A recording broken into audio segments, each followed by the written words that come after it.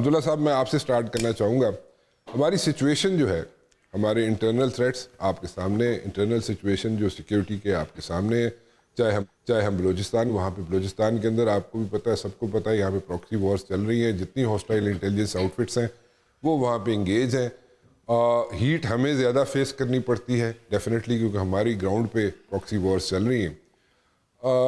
پھر ہماری neighbouring country کے اندر بھی اگر ہم دیکھیں تو جو ایگریمنٹس ہوئے تھے when the Americans withdrew from here, تو وہاں پہ جو ایگریمنٹس کیے گئے تھے اور ساری اینٹیز نے ایگریمنٹس میں اس میں شامل تھیں کہ جناب جو لینڈ ہے وہ ہاسٹائل ایکٹیویٹیز کے لیے استعمال نہیں ہوگی افغانستان کی, بٹ وہ ابھی بھی یوز ہو رہی ہے. ٹھیک ہے, بارڈر ہمارا پورس ہے, آپ کو بھی پتہ ہے.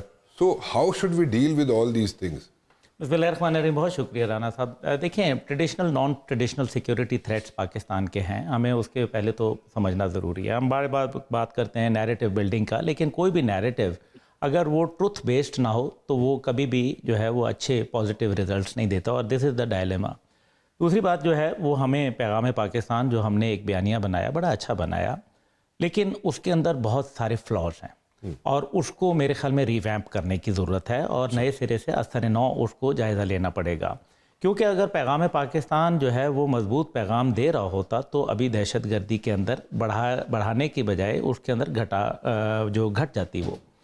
دوسری بات یہ ہے کہ جن لوگوں سے ڈیلیورنس ہوئی, جو علماء کو سلیکٹ کیا گیا, مے بی وہ جو ہائی اپس ہیں ان کے قریب ضرور ہوں, لیکن ایکچولی عوام کے اندر اور اپنے علاقوں کے اندر ان کی سے نہیں ہے, جس کی وجہ سے وہ پیغام ڈسٹارٹ ہو کے پہنچا اور اس کا ایک منفی رد عمل جو ہے وہ سامنے آیا. اب دیکھیں نا, سب سے بڑی بات ہے کہ کومبنگ آپریشن ہو جاتا ہے, اور آپریشن بالکل ہوتا ہے سیکریفائزز کے ساتھ, لیکن پتہ چلتا ہے کہ وہاں سے پھر جو ہے وہ دہشت گرد اگلے ہی دن جو ہے وہ شروع ہو جاتے ہیں. تو یہ ایک ہے بات اس کے اندر بڑا سوچنے والی بات کہ وہ تعداد میں بڑھتے جا رہے ہیں. پھر ایک جو ہے آپریشن کرزن تھا, قائد اعظم محمد علی جناح کے دور میں لانچ ہوا, اور ہم نے اپنے ویسٹرن بارڈر کو سیکیور کر لیا. 48 گھنٹے میں ہم نے 8 چھاؤنیاں شیلا باغ سے جو دروش تک جو ہے وہ خالی کرا لی تھیں. لیکن اس کے بعد کیا ہوا؟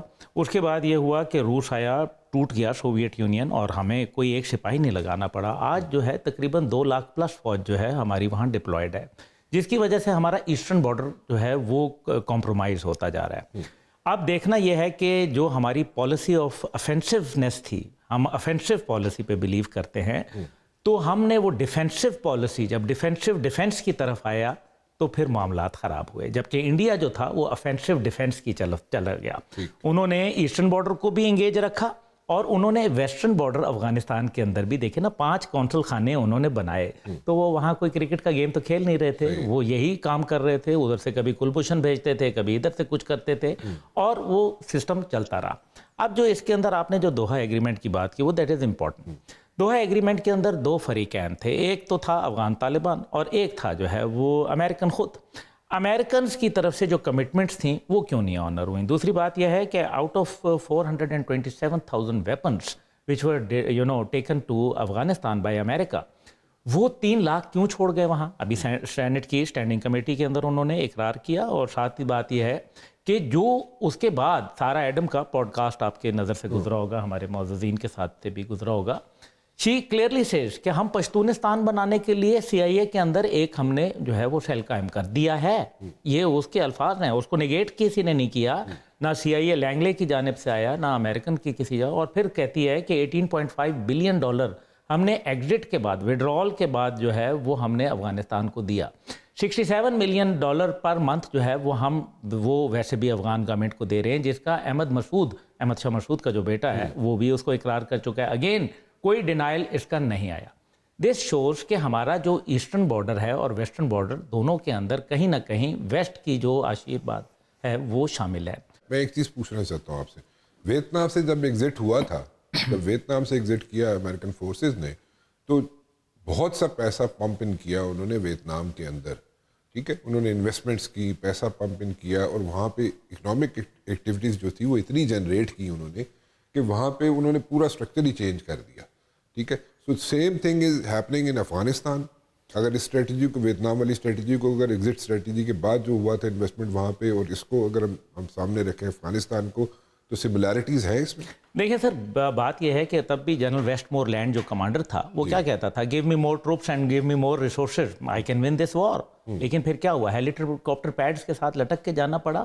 افغانستان میں انہوں نے ایگزٹ تو کر لیا, اب وہ ایک فرینڈلی انٹری کرنا چاہتے ہیں, لیکن وہ یہ بھول رہے ہیں کہ فرینڈلی انٹری کے لیے بھی پاکستان کی ضرورت ہے, اور افغانز جو ہیں وہ اپنا زخم بھولیں گے نہیں.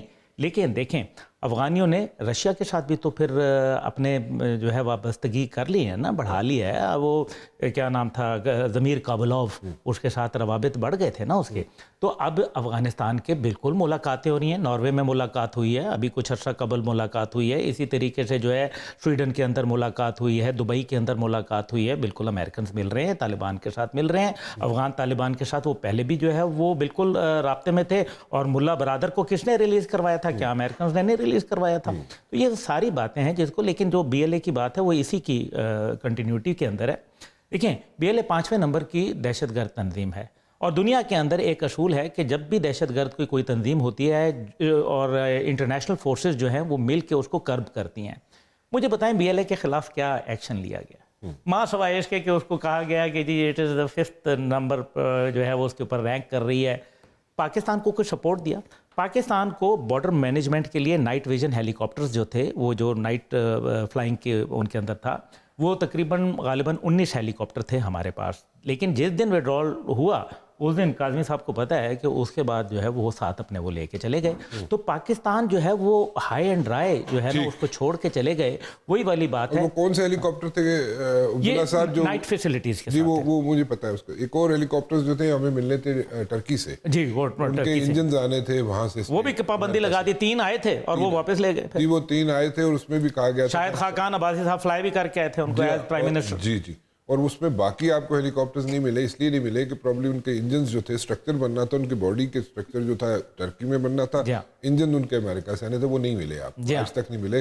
اور وہ پوری ایک کھیپ 30 ہیلی کاپٹر سے, حالانکہ یہ ٹوٹل وائلیشن ہے. میں آپ کو یہ بتاؤں کہ لاما ہیلی کاپٹر جس کو ایلوٹ 5 بھی کہتے ہیں, جو ہمارے ناردرن ایریاز میں استعمال ہو رہا ہے, یہ انڈیا بناتا ہے. اس کا فرانس جو ہے اس نے لائسنس پہ دیا ہوا ہے. تو انڈیا جو ہے وہ بنا کے فرانس دیتا ہے اور فرانس سے پاکستان آتے ہیں وہ. اچھا, تو اس کا مطلب ہے کہ وہاں اگر وہ اس کے مطابق ہے تو یہاں صرف بدماشی ہے امریکہ کی اور کچھ بھی نہیں.